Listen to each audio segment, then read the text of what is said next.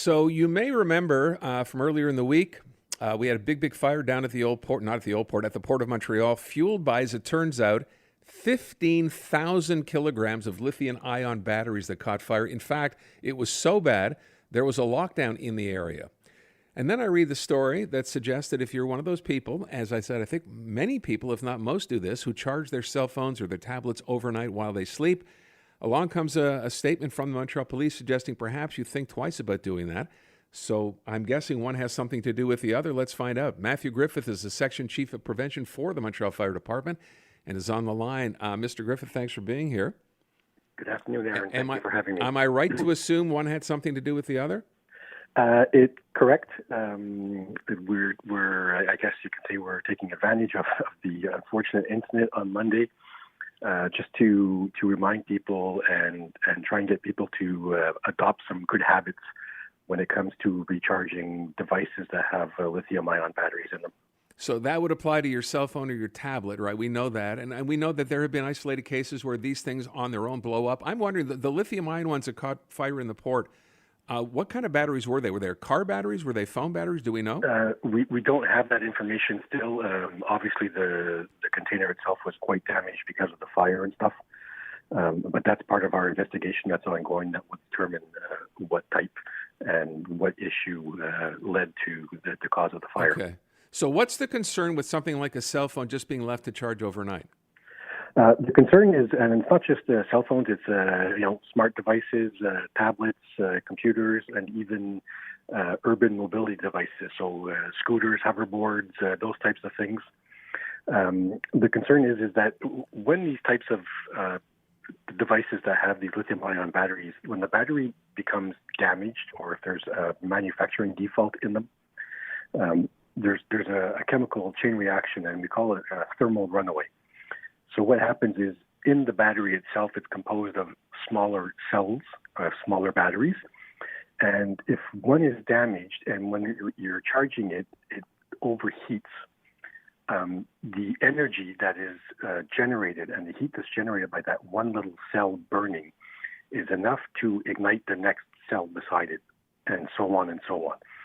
So what happens is all these cells end up burning, and the only way to extinguish these or put these out is with large quantities of water.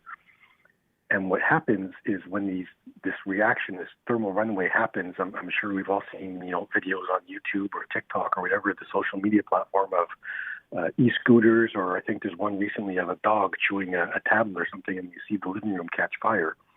The reaction is very rapid. And the amount of off-gassing and toxic smoke that is produced from these devices in a small confined area like a room is large. So what we're telling people to do is you have to do it the right way. And by that, we mean using the right charger for the right device, and that you have the right type of battery in the device. So if rechargeable batteries come to an end of life cycle, and when you replace your batteries, don't buy the cheapest ones you find online. Bring it to an authorized service center and have it repaired by trained, qualified people. And that will lead to or prevent further incidents.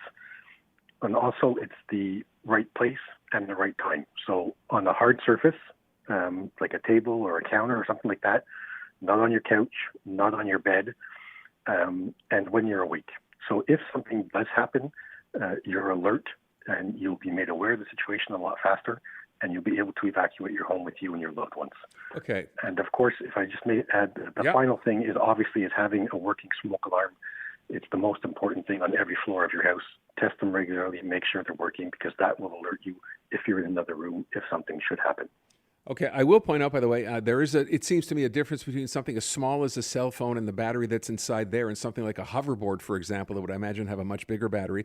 But you're suggesting all these things, you should just be paying a lot more attention to them. Yes. Okay. It's really for everyone's safety. And by the way, and I wonder how many people actually take that into account. There is a difference, and it's good that you brought this up, between the kind of batteries that you're buying. If you're buying a battery as a replacement, the idea of buying the cheapest one you can find is a bad idea, as you noted. That is correct. The old adage of you get what you pay for? Yeah. Again, and the same thing for charging cables. If you see a charging cable for $3 online versus one that's $15, the gauge of the cable and everything else is charging cables.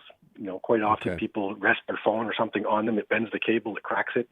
So if it happens, replace it as well, just to avoid any potential short circuits or electrical problems. I would ask one other thing with respect to charging cables. So some people obviously charge their phones or tablets, whatever, directly from the cable. Others have cradles, right? So you're not charging it directly from that wire. It's sitting in a cradle of some kind. Does that make a difference? Obviously, the risk is usually the wire itself per se, when the wire is damaged. But if the cell is damaged, it makes no difference if it's like the cell in terms of the battery is damaged. It makes no difference if you're charging it on a wireless charging pad or via a wire. There's no difference because it's the same, process happening of heating up the battery and charging it. By the way, the lithium ion battery fire in the port aside, have you? I mean, you're getting calls, I would imagine, like this every now and then. Have there been a lot of these calls from people whose phones or tablets have caught on fire? It's more and more, and not just in Montreal, across North America and the world. Mm-hmm. In a couple of years ago, about 3 years ago, we'll say we had about 7 fires related to lithium-ion batteries. And this year, in 2024, so far, we have 40 already on the island of Montreal. So it's an ongoing risk, and it's something that we're addressing, and municipal and provincial levels, looking at legislation and everything else, and see what we can do to address this new and emerging risk. Okay. Well, thank you for the update on that, Matthew. Thanks very much. Appreciate your time. Thank you very much, Aaron. Have a great day. You too, Matthew Griffith, who was the section chief at the Montreal Fire Department.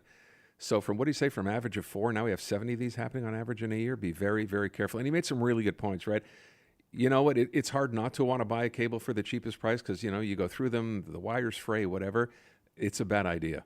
As he said, you get what you pay for, certainly when it comes to that kind of stuff, and that includes batteries as well. Keep that in mind.